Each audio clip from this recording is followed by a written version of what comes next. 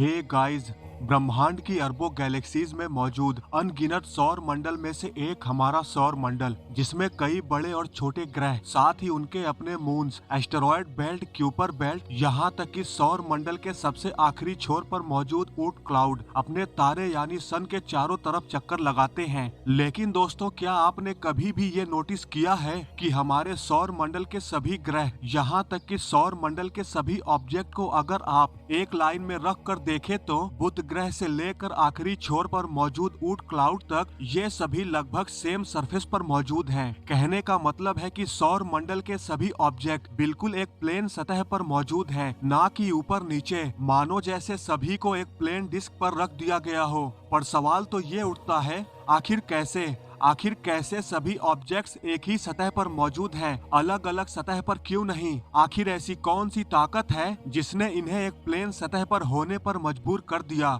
आज की इस वीडियो में हम इसी सवाल के जवाब को जानेंगे, तो चलिए शुरू करते हैं। तो गाइस, इसको जानने के लिए हमें शुरू से शुरुआत करनी होगी, जब हमारे सौर मंडल का निर्माण हुआ था। दोस्तों, जैसा कि आप जानते हैं, किसी भी स्टार सिस्टम का जब निर्माण होता है तब अपनी शुरुआत की रचना में वो एक नेब्यूला ही होता है, जो धूल और गैस से भरे मात्र एक विशाल बादल होते हैं। फिर वही नेब्यूला किसी एस्ट्रोनॉमिकल इवेंट के दौरान अंत में जाकर स्टार सिस्टम यानी किसी सोलर सिस्टम का निर्माण करते हैं, जिसमें एक स्टार और उसके अपने कई सारे ग्रह, उपग्रह और कई अलग अलग तरह के ऑब्जेक्ट्स होते हैं जो अपने तारे का चक्कर लगाते हैं। हमारा सोलर सिस्टम जिस नेब्यूला से बना था उसे सोलर नेब्यूला के नाम से जाना जाता है। दरअसल आज से लगभग 4.6 बिलियन साल पहले हमारा पूरा सोलर सिस्टम गैस और डस्ट पार्टिकल से बना एक विशाल और काफी हैवी क्लाउड था, जो ऐसे ही मिल्की वे गैलेक्सी में बिना किसी हलचल के घूम रहा था।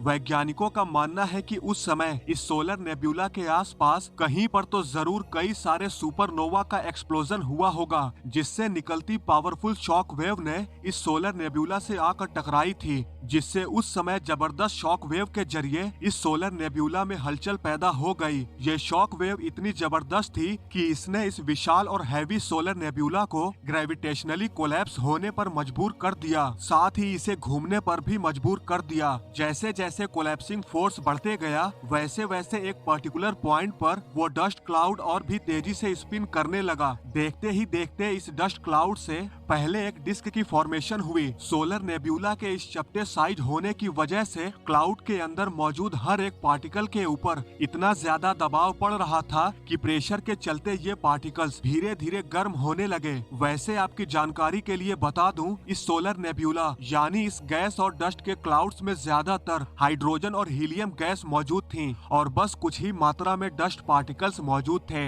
तो सोलर नेब्यूला के एक डिस्क के फॉर्मेशन के बाद इसमें प्रेशर इतना ज्यादा बढ़ गया था कि वही डिस्क इसके कोलैप्सिंग प्रोसेस से इतनी ज्यादा हीटेड अप होने लगी कि उस डिस्क के सेंटर पर न्यूक्लियर फ्यूजन होना शुरू हो गया।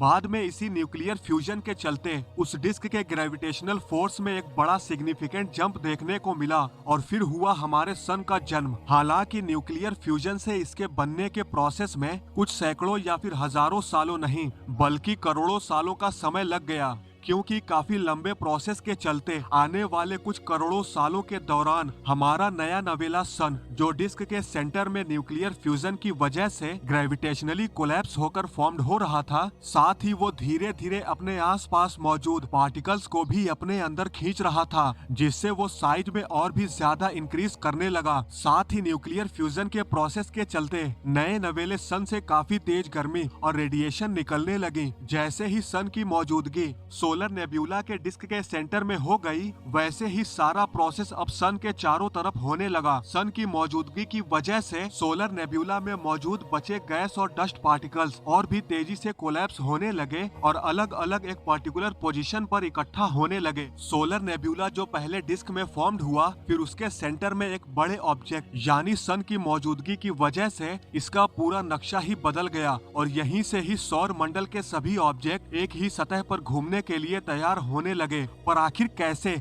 आइए इसके बारे में जान लेते हैं। तो गाइस, जैसा कि हम जान चुके हैं, सूरज के बनने के बाद पूरा सोलर नेब्यूला सन के चारों ओर एक डिस्क के रूप में घूमने लगा। यहीं से हमारे सौर मंडल की शुरुआत होने लगती है। वैसे इस प्रारंभिक सौर मंडल के इस चपटे साइज को प्रोटोप्लैनेटरी डिस्क कहा जाता है। इसी डिस्क में मौजूद डस्ट पार्टिकल्स काफी तेजी से सन के चारों तरफ घूमने लगे और साथ ही इस डिस्क में मौजूद डस्ट पार्टिकल्स आपस में ग्रेविटेशनली कोलैप्स होकर जुड़ने लगे। लेकिन इनके आपस में जुड़ने के प्रोसेस में करोड़ों सालों का वक्त लग गया। ऐसा इसलिए क्योंकि सोलर नेब्यूला में मौजूद डस्ट पार्टिकल्स नैनोमीटर के साइज के थे, यानी 1 मीटर के 1/100वें हिस्से के बराबर। अब इतने छोटे छोटे पार्टिकल्स को आपस में जुड़ने और फिर एक बड़े सॉलिड ऑब्जेक्ट के बनने में वक्त तो लगेगा ही। आपको जानकर हैरानी भी होगी कि इन्हीं छोटे छोटे पार्टिकल से ही बाद में सौर मंडल की कई बड़ी बड़ी चीजें बनी हुई हैं। खैर, इस प्रोसेस में हमें ये तो समझ में आ जाता है, हर एक बड़ी चीज जो आज इस ब्रह्मांड में मौजूद है वो एक समय पर काफी छोटी रही होंगी और समय के साथ काफी धीरे धीरे बड़ी हो जाती हैं। खैर, मेन टॉपिक पे आते हैं। दोस्तों, सौर मंडल में अब सन भी बन गया है और उसके 7 ग्रह भी बन गए हैं, पर साइज में सभी ग्रहों के अलग अलग होने के बाद भी जैसे जुपिटर काफी ज्यादा विशाल है, वहीं बुध ग्रह काफी ज्यादा छोटा है, पर फिर भी इन सभी ग्रहों के अंदर एक बात कॉमन थी।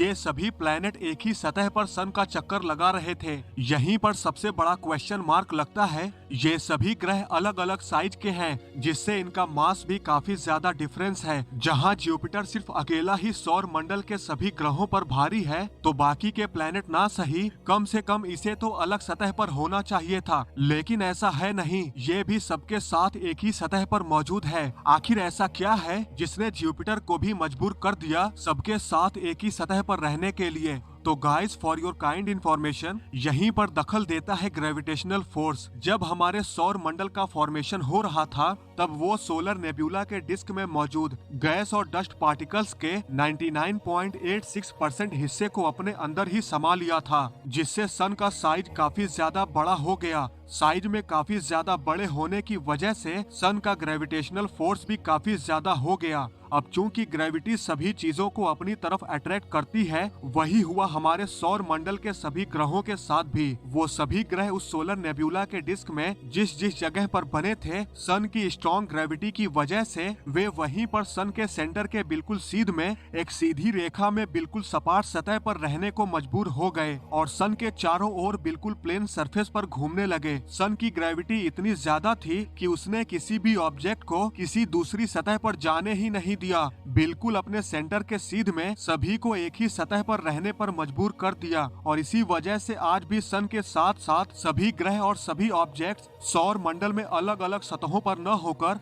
एक ही सतह पर मौजूद हैं। वैसे दोस्तों, आप लोगों को क्या लगता है इसके बारे में कमेंट करके जरूर बताएं। तो गाइज, आज की इस वीडियो में बस इतना ही। आई होप आपको ये वीडियो जरूर पसंद आई होगी। अगर आपको ये वीडियो पसंद आई है तो लाइक और शेयर करना न भूलें और ऐसी ही इंटरेस्टिंग वीडियो देखने के लिए हमारे चैनल को सब्सक्राइब करना बिल्कुल भी न भूलें।